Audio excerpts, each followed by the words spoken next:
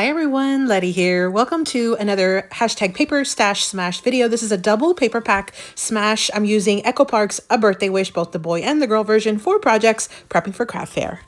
Welcome back everyone. So I am part of the Paper Stash Smash collab. I'm going to do a double paper pack smash today. I have Approx A Birthday Wish. I have both the boy and the girl version. These are both brand new as far as brand new packs. They're not new. I think they've been out for a bit. They're by Cutapart. Here is a little close-up of what will come in it. Each pack does have 12 sheets. I've already removed like the plastic, outside packaging just to kind of save on the glare, but they come with 12 sheets on each of them and also a 12 by 12 sticker sheet. So they do have Cutaparts and then lots of solid or, regular paper prints. You can see here when I align them, they're like really, really similar. So that's why I decided to just go ahead and smash both of them. I have some Valentine craft fairs that were coming up and I wanted to go ahead and make some birthday cards for my fairs. So let's do a quick preview of the girl version of this paper pack. It has a lot of really cute like critters, like almost like circus or zoo themed critters. And then the color palettes are very similar throughout the entire paper pack. You have some pinks and oranges and maybe some yellows, some teals, mints, just a really fun color palette, some reds, really, really fun. So you've got some Cutaparts there, so some 4x4s. You do have some solid prints as well. Like, look at these really fun, like polka dots, cakes, all kinds of just really fun, festive birthday prints. There is a lot of white in this paper pack. I did notice that as far as some of the backgrounds. Here are some 4x6s. You see here another kind of confetti background. Here are some presents. I think that's the one thing that I probably would have wanted a bit more, is just some more color in the backgrounds of some of those prints. And then here is like a miscellaneous Cutapart sheet. And I think I am going to go ahead and use it for the Cutaparts for this time around. Because again, my goal is to make a bunch of cards for craft fair, for the Valentine's craft fair. And so I want to try to utilize as many easy cards as I can. Here's the 12 by 12 sticker sheet that comes with this pack. So that is what comes in the first one. The second one, the boy version, is going to look almost exactly the same. Again, that was A Birthday Wish, the girl version. Here is the boy version, and you're going to see it looks almost exactly the same. The only difference is the color palette. You have a bit more of your basic color kind of tones in this one. You do have some blues. You do still have some reds, some oranges, yellows. The green's a little different. You've got a little more green in this one, like a lime green. And then you do still have a little bit of that like mint or light blue color. So here are some 4x4s. So you do have some Cutaparts in this paper pack as well. Again, it's almost identical to the girl version. What you'll see is as I create my projects, you're going to see a lot of, I'm doing like the exact same project with both of the paper pack. And so you'll see like the two cards that look almost exactly the same. It's just one has more of the pink tones and one has more of like the blue tones. So here are some presents. Again, just some fun little kind of solid backgrounds. And again, a lot of the backgrounds on the like printed images are more white toned. And so I will be bringing in some colored cardstock and some holographic cardstock for these projects. And then we have, of course, some candles and then some B-sides of these papers and the sticker sheet. So here is the sticker sheet that comes with this paper pack as well. So again, very similar. We've got two very similar paper packs, very birthday themed, kind of geared more towards like a kid birthday, but you could definitely still make it work for more of an adult. But these are the paper packs I'm going to smash. I'm going to first cut up all of those Cutaparts that you saw. And again, I've decided I'm going to go ahead and cut up the miscellaneous sheet of Cutaparts too and try to utilize as much as I can from this sheet from both of the collection packs. So again, off camera, I'm going to cut up all of the Cutaparts and then prep for the actual projects themselves. So let me do that right now. I'll cut everything up and then I'll be right back and we'll do some projects. So I've already cut all of the Cutaparts. I've already prepped 4 different projects that we'll be doing today. And I've already actually made almost all of the projects off camera. We're going to do one of each. This one's using a 4x6 Cutapart. I did add some glossy accents on these cards. And so I will show you how to apply or when I'm going to apply the glossy accents. Here's a 4x4 Cutapart, and I made a 5-inch card with that one because I had some envelopes that would work. This is a square 5-inch card, and that very first card I did was a 5x7. And then I have an A2 size card. This is using the 3x4 Cutapart. I did bring in some holographic cardstock elements on these cards. One of the things that I did to try to maximize my cardstock was I went ahead and cut out a big rectangle right on the inside of that larger holographic mat. And I went ahead and was able to make my smaller mat from within the inside of the larger one. So oftentimes I've mentioned on my channel that you can either die cut or utilize the inside of your mats if they're going to be under, let's say, a Cutapart or some other paper. This is exactly what I did here. So I do have that one already prepped to make one card that's A2 size. And then I did have a few of these little 2x2s, so I wanted to make a little 3x3 tag. This is a very easy, quick little project, and so I did one right here where I used one of the stickers that came in the sticker sheet. And so you can kind of see here, it's just like a little 3x3 card, but then I punch a hole, add some elastic, and it makes it a little tag. So those are the projects that I've already done. You can kind of see there, I have a whole stack of everything. We're going to go one by one, assemble one of each, starting with the 3x3 tags. So here's what this looks like. I have my little supplies here. I'll kind of walk through everything. I've got my 2x2 Cutapart with a mat that's 2¼ by 2¼ and I went ahead and I've already glued this down because I was in the assembly mode process, and I was kind of mass producing my Cutaparts and my mats, and I just accidentally glued it before saving it for this project. I do have a larger mat here that's 2¾ by 2¾ I'll glue that on top. I have a little scrap that's going to go on the inside of my tag, and it's like 1/2 inch by, I think, 2½. I have a paper that's 2¾ by 2¾ that's just white copy paper, and then a tag base that's 3 by 6 inches, and it's folded or scored in half on the 3-inch mark on the 6-inch side. So I'll do my best to link all or list all of the dimensions that I'm mentioning in this video down in the description box below, so you can check that out. And so I'm going to basically add my white scrap on the inside, or the white paper, add the little extra scrap. I did also bring in about 8 to 10 inches of elastic cording. You could use any type of elastic cording. You could use a little less or a little more depending on what you wanted for your project. I'm also going to bring in a Pigma Micron pen. This one's a size 2, but you could pretty much use any size to do some doodle lines on our tag. So I'm going to start by gluing my little white piece of copy paper to the inside, and that's just because I'm using a slightly darker card base or tag base. And then I'm going to add my little scrap, and you could use the branding strip for this piece or any little scrap of paper that you had left over from after cutting down your larger mats. I'm going to glue on the larger paper mat to the front, and then I'm also going to be adding the Cutapart with the layered mat right on top of that in the center. Now that is basically our little card for this tag, but I am going to add my little doodle lines, and I'm just doing a straight line doodle all the way around on all of the edges on both the 2x2 Cutapart right in the center and also on the larger paper mat. And the reason why I'm doing this black line is so that way I can add a little bit of black color, extra black color, to the front of my project to kind of match with the black elastic cording.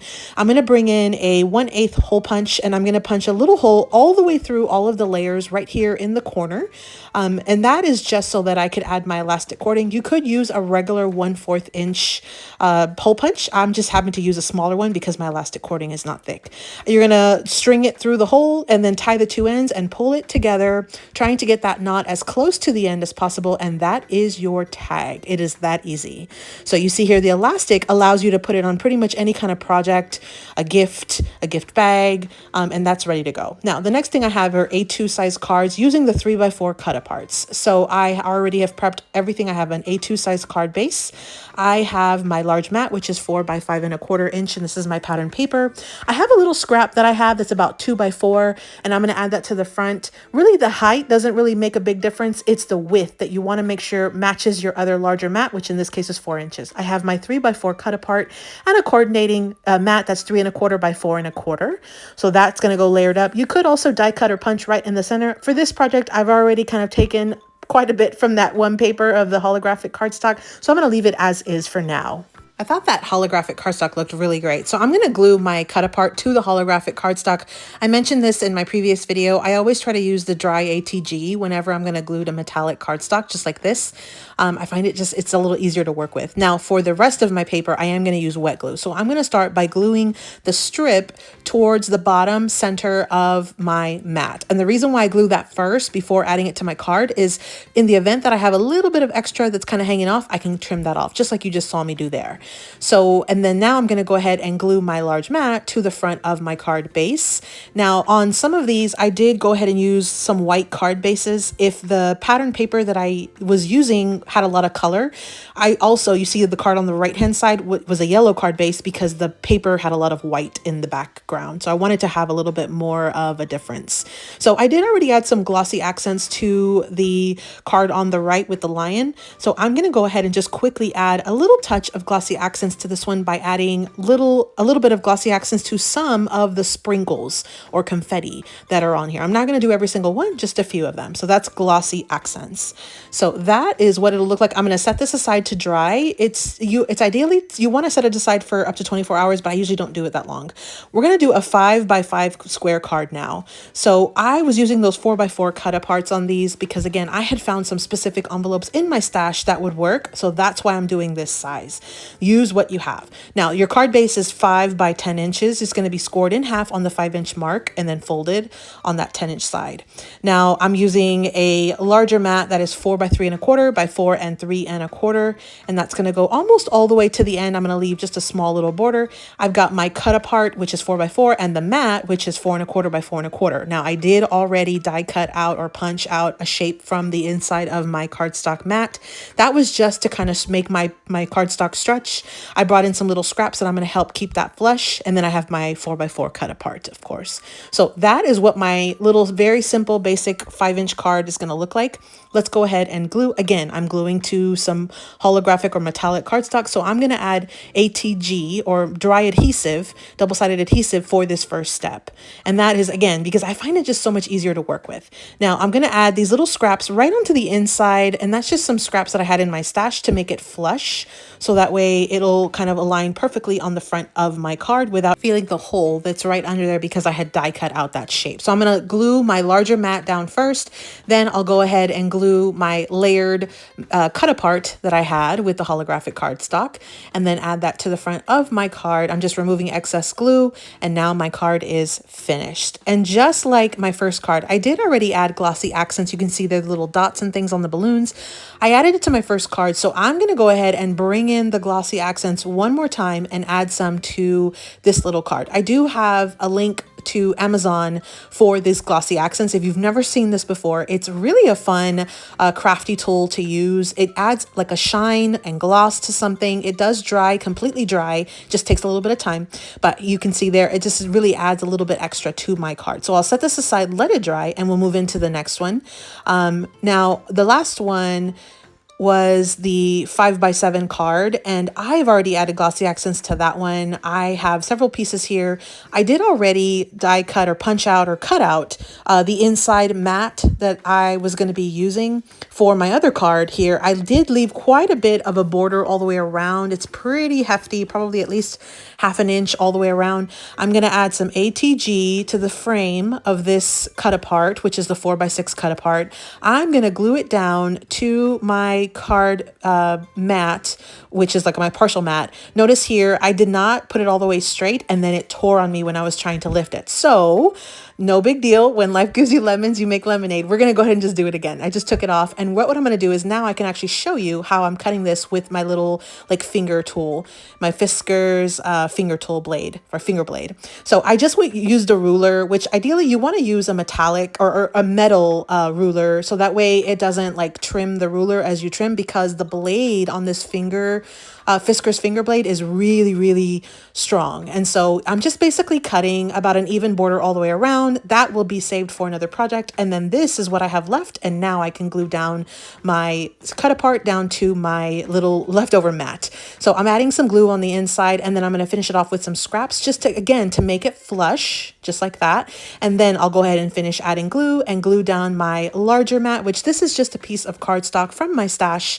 Notice I did not take the time to die cut anything out. I went ahead and just left it because I have a ton of cardstock in my stash, the solid colored cardstock. Metallic cardstock is a different story altogether. I try to save and make it stretch as much as I can. It's usually a little bit more expensive as well. But this solid colored cardstock, I do have quite a bit. And so I went ahead and added that. Then I layered up the Cutapart with the layered holographic mat right on top, and that will finish off my card.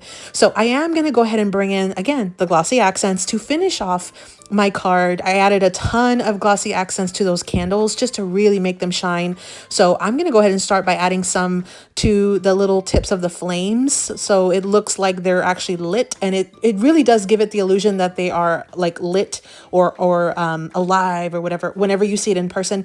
I'm also adding just a little bit of glossy accents to each of the candles. I don't color in the entire candle. It probably looks like I am, but I'm not. I'm actually just kind of coloring maybe a third of the candle on the inside of the candle, just to kind of give each candle that waxy shine that a candle would normally have. And so I really do think it really kind of makes it look more real, or just a little bit of extra element when you see it in person. You can kind of see the shine there, but again, in person is where you can kind of really see it, especially once it dries. So that was our 5x7 card. That was the fourth of our 4 projects. I'll put these aside, and we will come back and go into the next phase, which is going to be to package and price. I had a 5x7, I had a 5-inch card, an A2 card, and a 3x3 tag that we just finished making. So I'm going to finish all the rest of these. I've already packaged them. I've already priced them. We're going to do one of each together. You can see there, look how nice and neat it looks, really kind of condensed. I've already added all of them into some cello bags, some clear cello bags, added some price tags. And somebody had asked me about my the pricing and the label or the printer that I use for these. So this is what I have. I use these little 2-inch circles. I did use a thermal printer for these. Now it's the one that I have is like a Phenomenal or something. I'll link the exact one down below. You can see it on Amazon and then decide where you want to purchase yours if you do. I think that these thermal printers are a must-have if you have a small business or trying to participate in craft fairs. There's so much you can do with this. This one will stretch all the way to 4 inches. You can connect it directly to your printer. You've got your little power cord supply that you'll connect. It does have a little trimmer, so when you finish with your label, you can just pull it up and it'll trim it straight off. You don't have to take out your scissors or anything.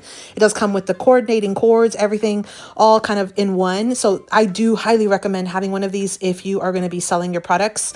I did use some 2-inch circles for these. So they do come in rolls, usually with about 500 labels in each one. They also sell like colored labels. So you've got all different kinds of colors. Here's one that's like multiple colored. You've got some holographic colored circle labels. These are all 2-inch circles. And then they also have rectangles and squares. So there was like a 2 1/4 by 1 1/4. So you've got lots of options there. Again, I just used flat white, just basic white, but I went ahead and I've already kind of prepped everything. I'm using some clear bags that were in my stash. I've got my tag and I've got my little handmade label for my party planner papery. I always recommend that if you are going to be selling your items, add your logo or your information to the project, so that way it's like free advertising. Now, because this was white core cardstock, I did notice that it cracked quite a bit. So I'm going to just add a little bit of alcohol marker to even out the color and kind of camouflage that white cracking that happened at the edge of my card or the little tag here. So I just brought in some regular alcohol marker and nothing fancy. These are some little generics that I use in my stash. And I'm just going to I tried to find a color that was close enough, and I just am adding it to a little bit of where you see those white cracking. Again, this was like some white core cardstock, which means the inside of the cardstock is actually white. It's not full on color, like dyed the entire way through. So it's a lot more affordable, but you do have this problem. I think I had picked this one up at Joann's.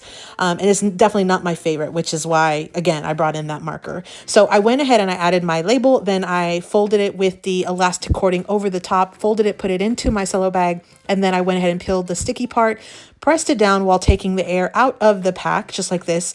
Now you could add a price tag right here on the back. I'm going to leave it as is for the purpose of my markets that I'm having. And then let's move into the A2 size card. So for this one, everything is flush because we added those extra little scraps. Everything is dry as well. Now I'm going to add my little handmade label to the back, my sticker.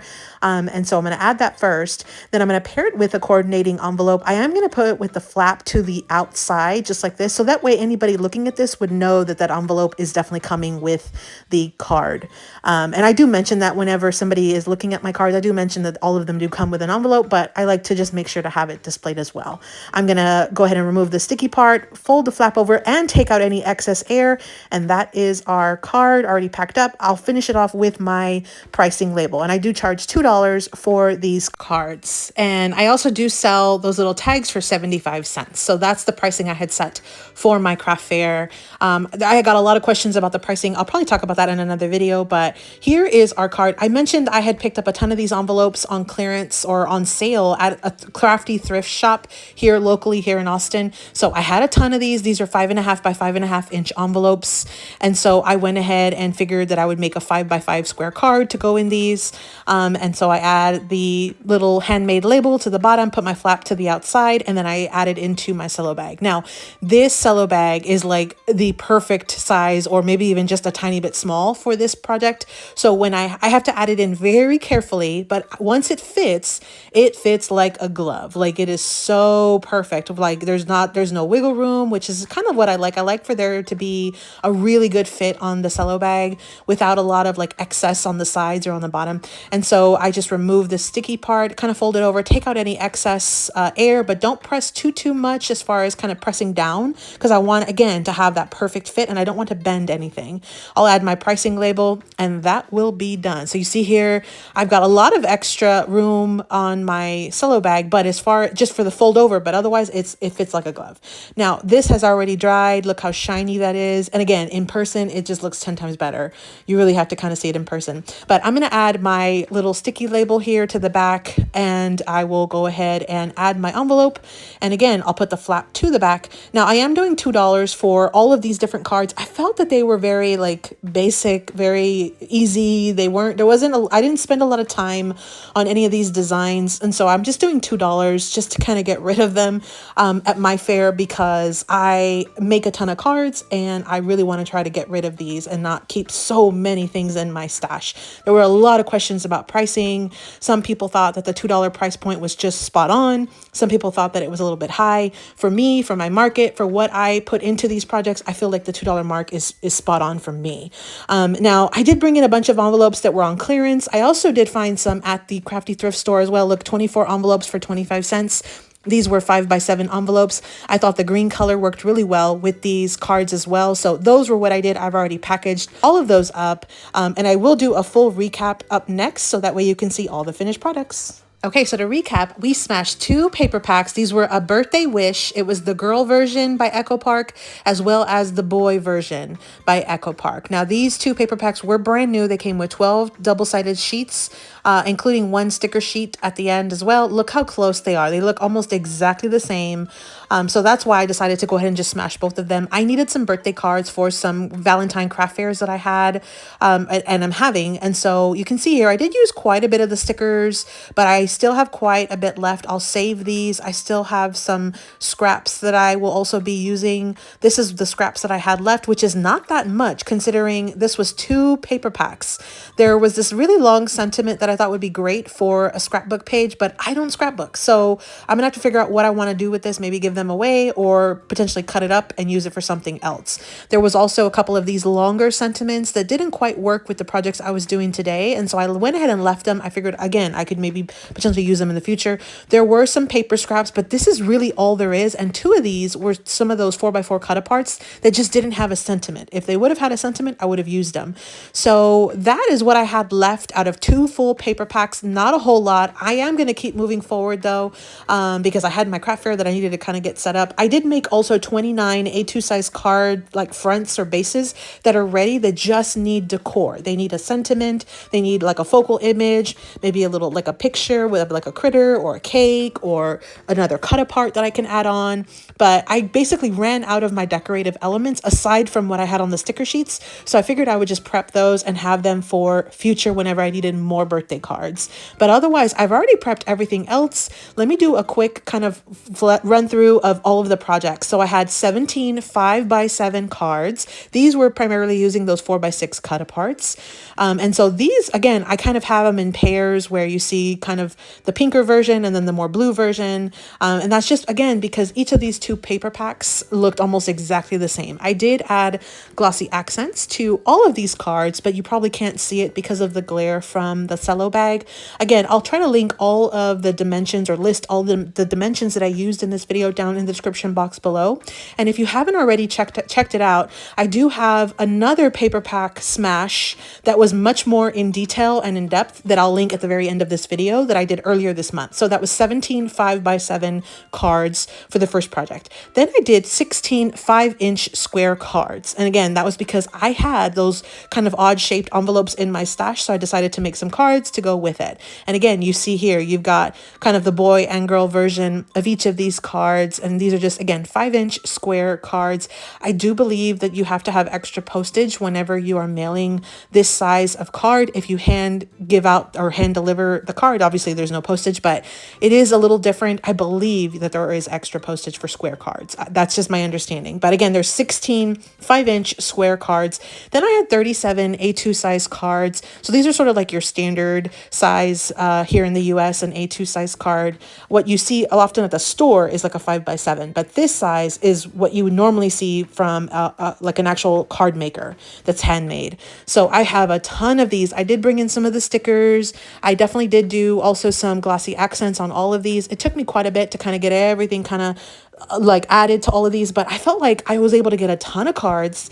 So to me, it was kind of worth it to kind of have everything, you know, kind of coordinated and with like extra shiny. And I think they turned out super cute, considering you know, I only had the 2 packs and I didn't bring in any additional ephemera or, you know, anything extra to these. I did use the holographic cardstock on all of these. I really think that they added a little extra special touch and just make it so fun, which to me, that's what a birthday card would be. So 37 A2 size cards. So those are all of the actual cards that I did. But then I also was able to get 22 of those 3x3 tags. Now these are a great little project to add to any little gift. You can add it to a bag, to a drink, to a coffee.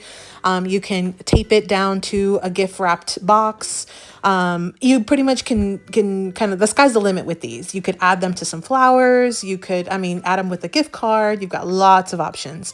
So we've got a ton of little birthday tags that I will be adding into a big bowl at my craft fair and just kind of let people pick through them. They are pre-packaged up, so everyone is individually packaged.